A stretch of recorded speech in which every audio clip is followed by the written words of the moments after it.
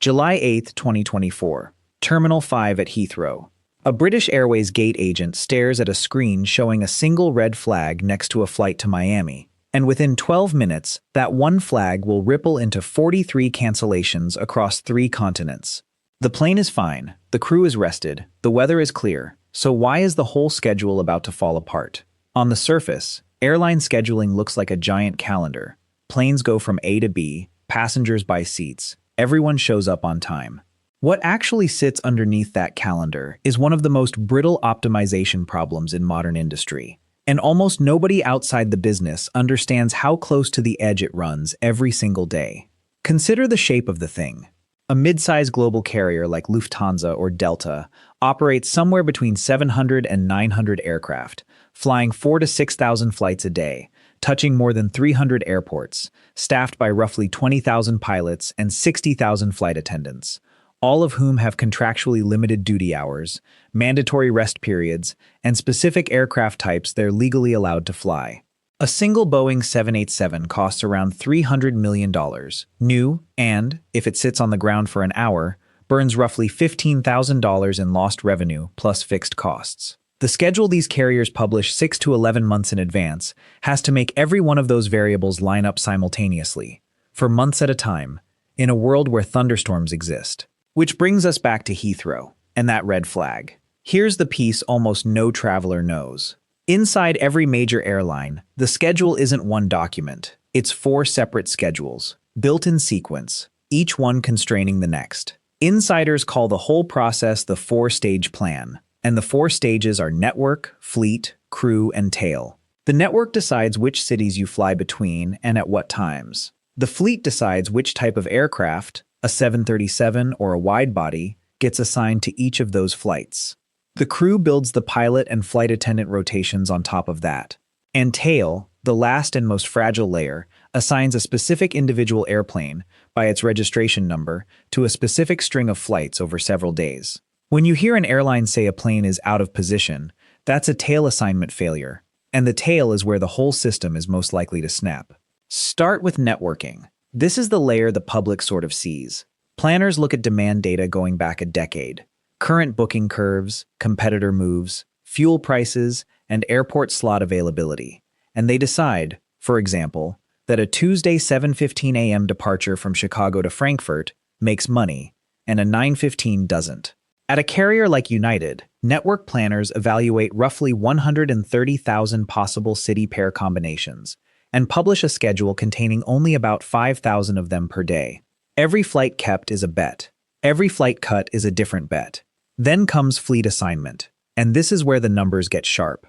A narrow-body like an Airbus A320 costs roughly $5,000 to $6,000 an hour to operate. A wide-body 777 runs closer to $22,000. Put the wrong aircraft on a route, and you either fly a half-empty wide-body and bleed money, or a packed narrow-body and turn away paying customers. Airlines run optimization models. The industry standard is a technique called mixed integer programming that chews through billions of possible pairings to squeeze out margins of 1 or 2%. On a carrier doing $40 billion in revenue, that 1% is $400 million. Are you still with me? Because the next layer is where it stops being math and starts being human. Crew scheduling is the ugliest problem in the entire industry. A pilot certified on the 737 usually cannot fly the A320 without months of retraining that cost the airline around $30,000 to $50,000 per pilot. Pilots have hard federal limits. In the United States, typically no more than 1,000 hours of flight time per year, and no more than 8 or 9 hours of flying in a single duty period, with a mandatory 10-hour rest window after. Flight attendants have their own separate rules. And unions layer on top of that. Seniority-based bidding, minimum days off, guaranteed pay for canceled trips. The schedulers have to build monthly rotations, called pairings, that legally string flights together, get every crew member home at the right base, and still leave someone available to cover Chicago to Frankfurt on a Tuesday morning 6 months from now. Delta alone runs somewhere north of 15,000 pilots through this puzzle every month. And then tail assignment, the final layer. This is the one that keeps operations people awake. Once you've built your network, matched your fleet type, and rostered your crews, you still have to assign a specific tail number, say N797AN, to a specific chain of flights. That one aircraft might fly Dallas to London, then London to Delhi, then Delhi back to London, then London back to Dallas, over the course of 4 days. The chain is called a line of flying. Every maintenance check, every legally required inspection, every scheduled overhaul has to slot into gaps in that chain. Airlines typically maintain buffer aircraft, spares sitting at hub airports for exactly this purpose. But the industry average is only about 3 to 5% of the fleet, and during peak season it often drops to 1 or 2, which means most of the time there is no spare time. So that's the shiny side.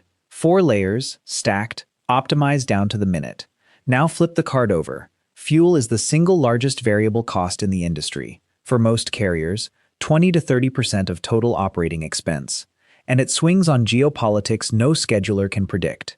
Airport slots at places like Heathrow, JFK, and Haneda are so scarce that a single pair of slots at Heathrow has sold for reported figures around $75 million. Weather cancels flights. Air traffic control staffing shortages cancel flights. A software glitch can cancel flights. CrowdStrike in July 2024 grounded roughly 3,000 flights in a single morning worldwide. Maintenance issues cancel flights. And every cancellation triggers rebooking obligations, hotel vouchers, and, under EU passenger rights rules, compensation payments of up to €600 per passenger for long-haul disruptions.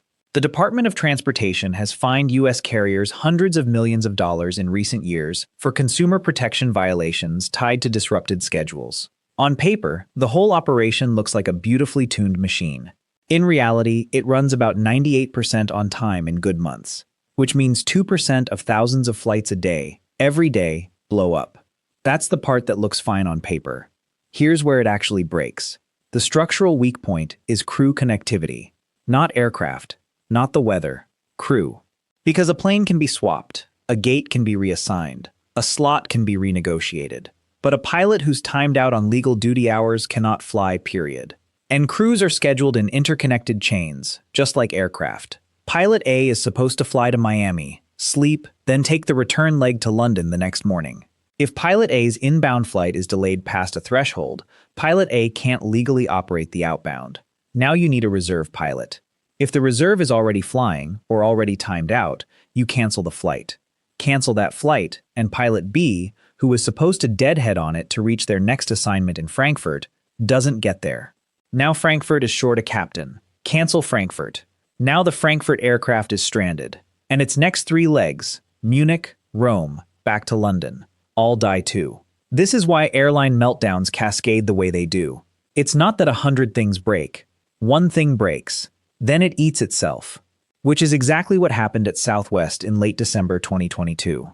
Southwest ran a scheduling model called point-to-point, no central hub, planes zigzagging across the country, and their crew tracking system, called SkySolver, was reportedly built on software patched together over decades. When a winter storm hit around December 21st, aircraft got out of position, and crew got scattered across dozens of airports the software couldn't efficiently repair. The system essentially couldn't figure out where its own crews were. Southwest canceled roughly 16,700 flights over about 10 days. Nearly 2 million passengers were disrupted. The airline reported the event cost approximately $1.1 billion pre-tax, and the U.S. Department of Transportation later reached a settlement of $140 million in penalties and required consumer compensation, the largest such action in the department's history. That's the answer to the Heathrow question. When you saw that red flag at Terminal 5, you weren't looking at a broken plane. You were looking at the front edge of a crew connectivity cascade. The exact category of failure that turned a Southwest winter storm into a 10-day, billion-dollar unraveling. Zoom out and something bigger is reshaping this whole space. The industry is quietly betting that artificial intelligence, and specifically real-time reoptimization software, can shrink the cascade window from hours to minutes. Carriers like Delta, Lufthansa, and Alaska have been investing heavily in operations control systems that can rebuild crew and aircraft assignments on the fly during disruptions. Not the next morning, but in the next 15 minutes. IATA, the industry trade body, has publicly projected that better disruption management could recover several $billion annually across the global industry. At the same time, Pilot shortages, particularly in the United States and parts of Europe, are pushing regional carriers to park aircraft they legally have but can't crew. Regional flying in the U.S. has contracted meaningfully since 2019, and dozens of smaller American cities have lost commercial air service entirely. The schedule of the future is going to be tighter, more automated, and, if the AI bets pay off, more resilient. If they don't, it'll be more brittle than ever. Consider the margin. A well-run legacy carrier in a good year operates on a net profit margin of around 5 to 8%. Fuel drops, load factors hit 85%, disruptions stay under 2%, and a carrier doing $50 billion in revenue clears $3 to $4 billion in profit. Now the bad scenario. Fuel spikes 50%. A single storm system, or a software outage, or an air traffic control staffing crisis triggers a multi-day cascade. Load factors drop 3 points. Compensation payouts hit the hundreds of millions. That same carrier can swing from a $3 billion profit to a $2 billion loss in a single quarter. The gap between a good airline year and a catastrophic one is not the schedule they published in January. It's how the schedule holds together on the 20 worst days of the year. Everything else is noise. So why do the big carriers stay in a business this thin, this fragile, this expensive? The obvious answer, because people need to fly, is the wrong one. The real answer is control of the network. A hub-and-spoke airline like Delta at Atlanta or Lufthansa at Frankfurt doesn't just sell tickets. It controls slot portfolios worth billions on paper, corporate contracts locking in high-yield business travel, a frequent flyer program that in Delta's case is reportedly valued by analysts at more than $20 billion as a standalone asset, often worth more than the airline's own operating business.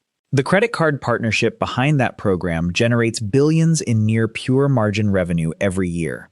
American's AAdvantage and United's Mileage Plus operate on similar economics. The airline itself is almost the loss leader. The scheduling operation exists to keep the network dense enough and the brand credible enough to protect the loyalty ecosystem underneath it. That is the non-obvious incentive. That is why the industry keeps flying at 98% on-time performance instead of retreating to something safer and smaller. Which brings us back to the red flag at Terminal 5. That gate agent wasn't looking at a delay. She was looking at the moment the four-layer stack, network, fleet, crew, tail, started to fail in the order it always fails in. Quietly at first, then all at once. The plane was fine. The passengers were on time. What was breaking was the connective tissue between one crew's duty clock and another crew's positioning flight, 6 time zones away. Airline scheduling isn't really about flights. It's about the invisible chain of legal hours, spare crews, and buffer aircraft that has to hold together every hour of every day. Because the moment one link snaps, the whole loyalty machine those airlines actually live on starts to look a lot less loyal. If you enjoyed discovering the incredible stories behind everyday systems, subscribe to the channel and join us for more fascinating things you won't want to miss.